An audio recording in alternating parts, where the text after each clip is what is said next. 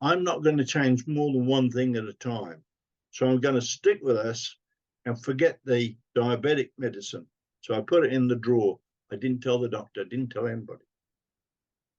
So about 2 weeks, 3 weeks, 4 weeks later, I had to have another blood test to see how things were going.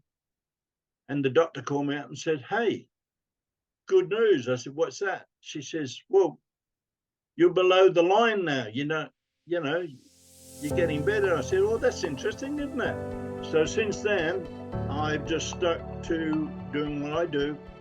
I keep wearing this every day.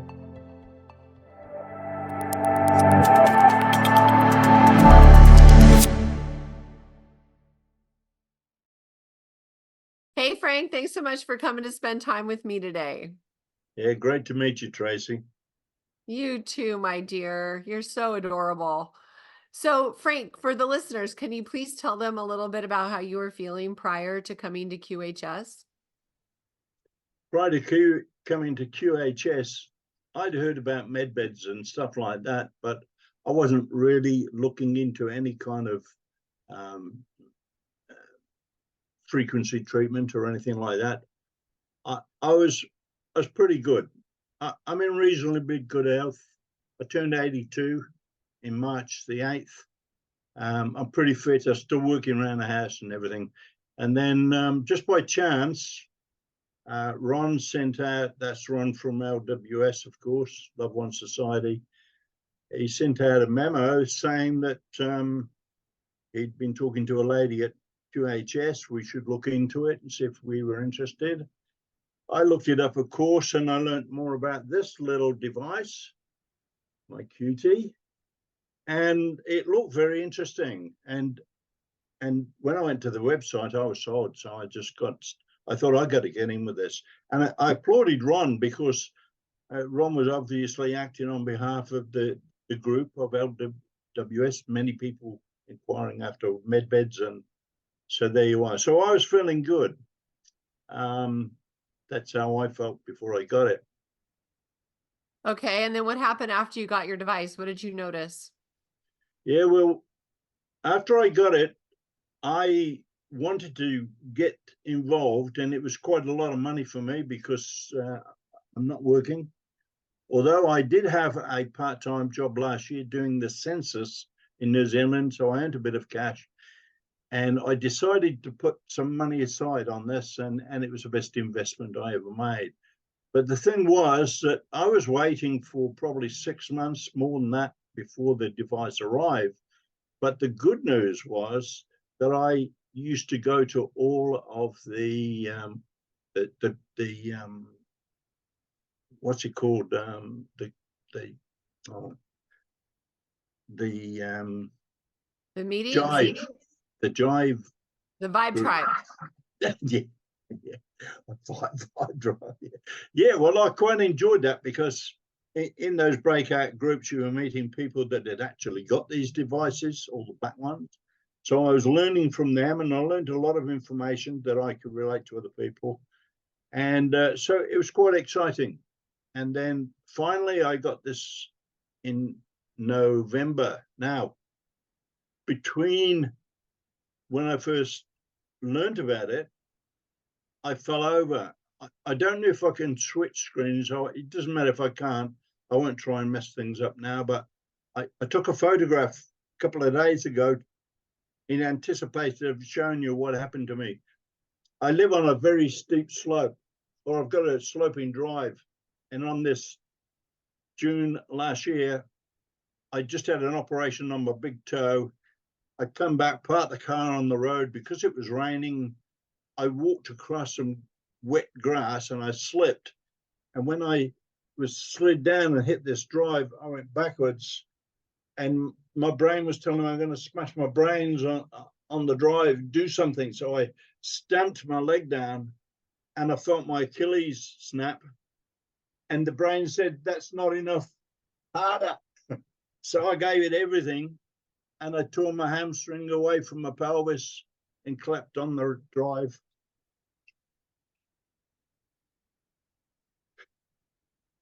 So,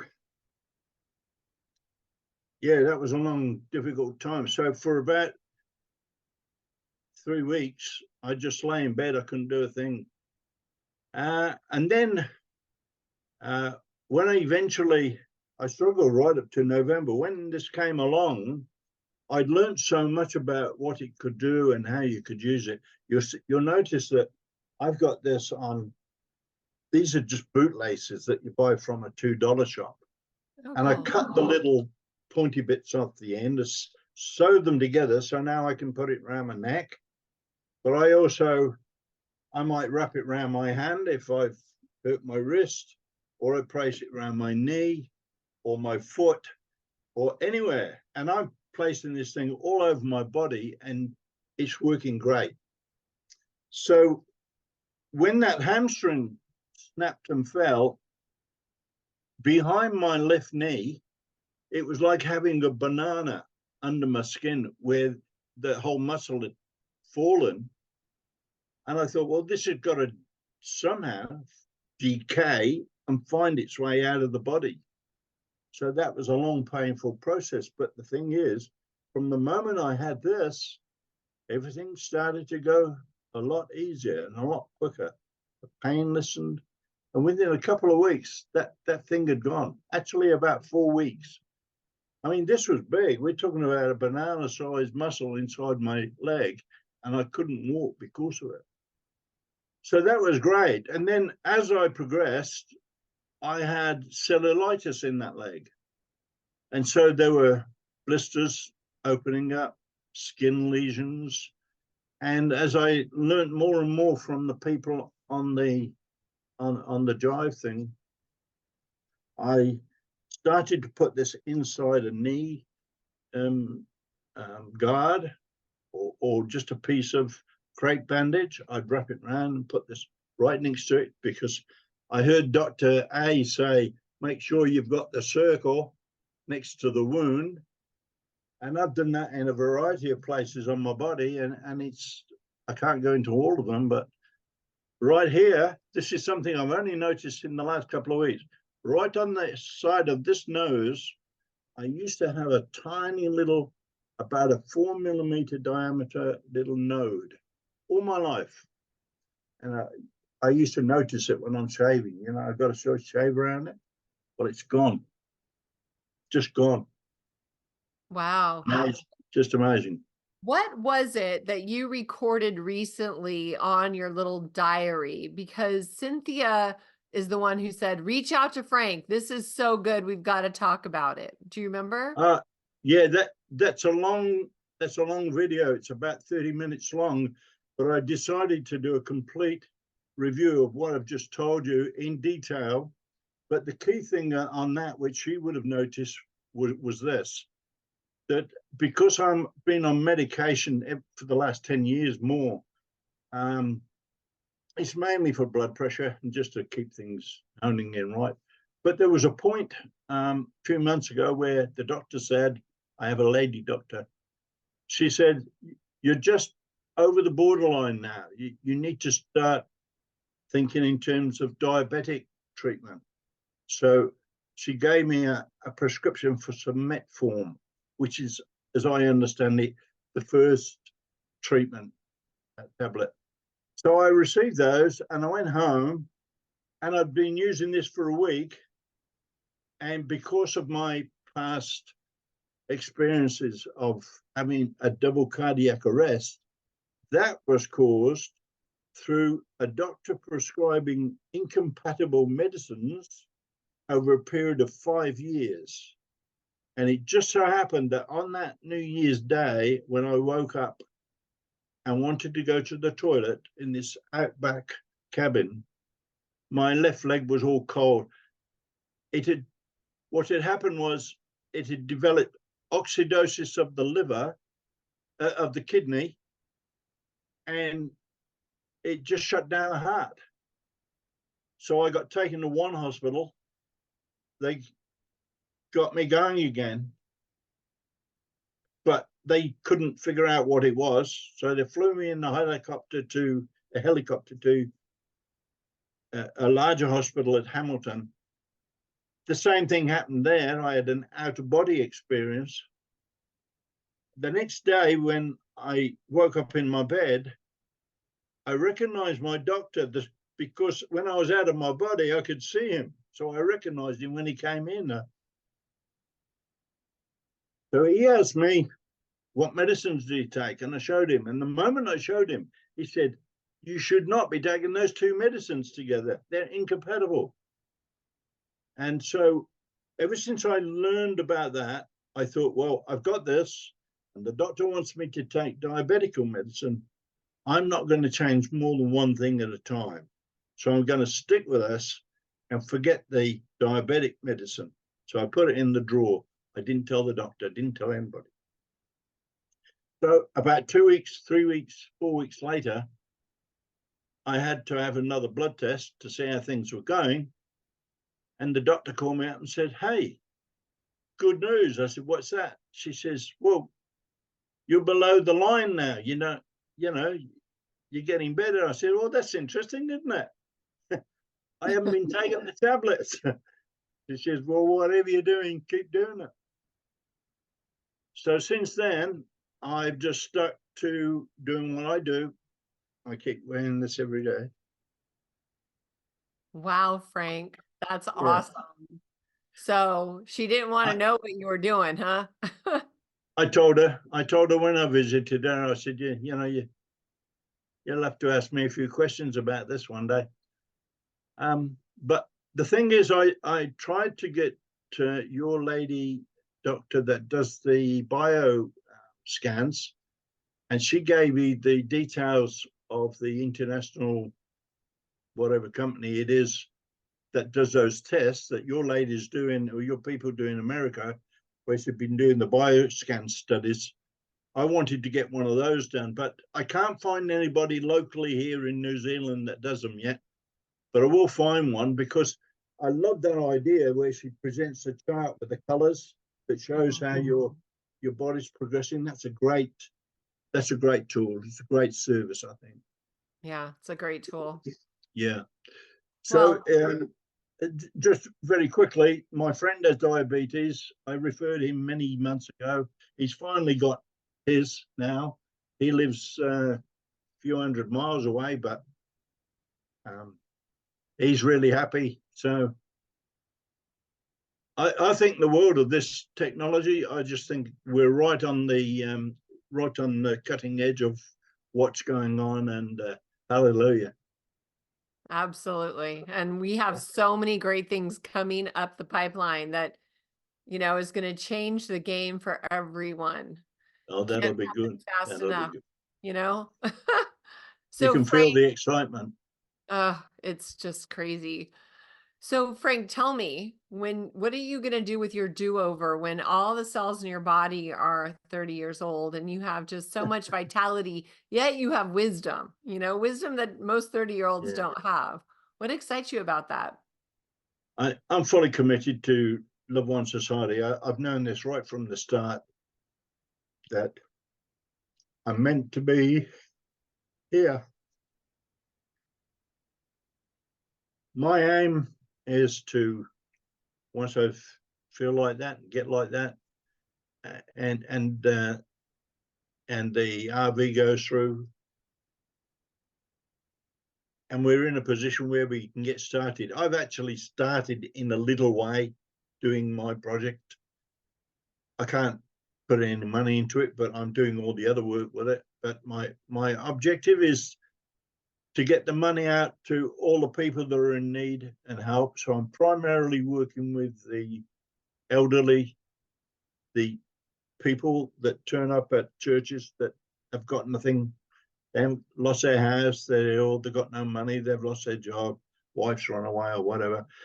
I'm starting at that end because I've focused on what the Alliance is basically looking for, is to get the funds out to people that need it most. And I used to do a lot of sales and marketing, and I think, well, what does my customer look like?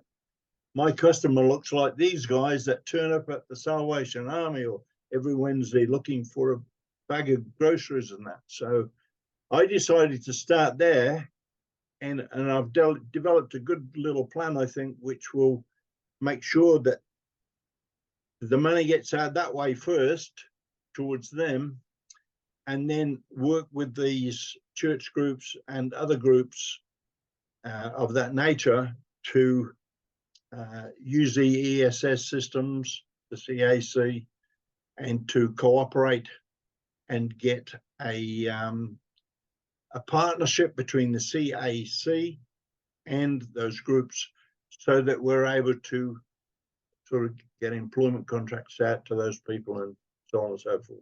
I won't go too deep into that because it's just boring for other people that don't know about it. But it's very exciting. I've got some exciting projects. So many. I've probably got about 10 lined up, but that's the biggest one, because when I get that going, I can see it spreading like wildfire through New Zealand, and I want it to reach out to the Pacific Islands. And one of the churches that I'm working with already has a foothold in all those places. So that's what I want to see happen. That's so exciting. I can't wait to see that all come into fruition. Oh, same. So here's the deal. Will you come back and do part 2 with me after you have had your do-over? Absolutely. I'm looking forward to that. Me too. I'm looking forward to that, because I've tried to tell, even my son, who's 50 years old and is highly intelligent, I tried to expose him to this technology. And, you know, even though he's a Star Wars man, he still finds it hard to believe. But I used to say to him, I say, when we're watching those Star Wars movies, I'm saying, those spaceships, the detail on them is so precise, they've got to be real. And he used to laugh at me. But I think I'm right. I think you're right too. I know you're right. So they all say, oh, it's sci-fi, but it's not. It's just bringing what has all it's old technology to the people. It's like a sneak preview. Yeah. There's a great American gentleman. He's dead now. His name just escapes me, but I learned a lot from him, and he was the guy that designed all the rocket ships for NASA. William Tompkins. If you've never heard of him, go to Kerry Cassidy's site and look at all the videos on interviews with William Tompkins. And that's what sowed the seed for me. But, you know, just I don't want to take too much more time up. As far as QHS is concerned, I really think that it's a great company. I think they're heading in the right direction. I love the way they work. They're very thoughtful, very considerate. And these devices and this technology, especially when we get to the medbed stage, and we start to be able to bring them out here and get them established, we're going to have a whole new world, aren't we? Yes, we are. And it's going to be so joyful and just unbelievable. I look forward to it. Me too. You're awesome. We're in here for the long haul. Yes, we are. We came here for this, my friend. Absolutely. Yeah, for sure. So, Frank, thank you so much for sharing your beautiful story. And, you know, I just know that it's going to inspire so many people. So thank you for sharing time with me today.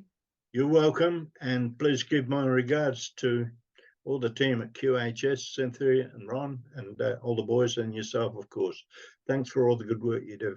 Will do. Thanks, Frank. Make it a beautiful day. I'll see you next time, okay? Yep. Okay. Thank you for making this QHS project fly. This valorous admin team, thank you. The Key community welcomes you. Thank you for making your home QHS healthy and happy. Thank you for helping us place QH centers all around the world. Together, hand in hand, we make miracles happen. QuantumHealingSystems.org. Thank you.